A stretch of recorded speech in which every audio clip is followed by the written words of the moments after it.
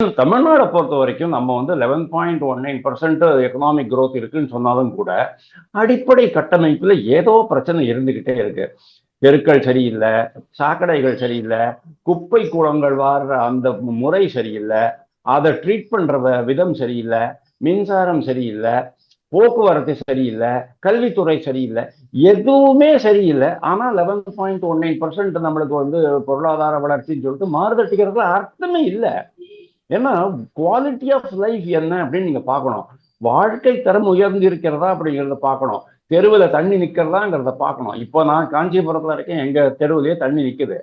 அந்த இடத்துல போகும்போது எனக்கும் பயமா தான் இருக்கும். ஏன்னா 2 பக்கமும் எலக்ட்ரிக் கம்பம் இருக்கு, எங்க கசிவு ஏற்படுதுங்கிறது தெரியாது.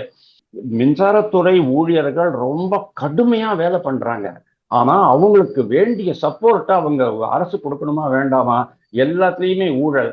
அந்த மின்கருவிகளுக்கு தேவைப்பட்டது, அந்த செராமிக் இன்ஸ்டாலேஷன்ஸ், இது எல்லாமே வந்து கரெக்ட் டயத்துக்கு அவங்க கொடுக்கறது இல்லை.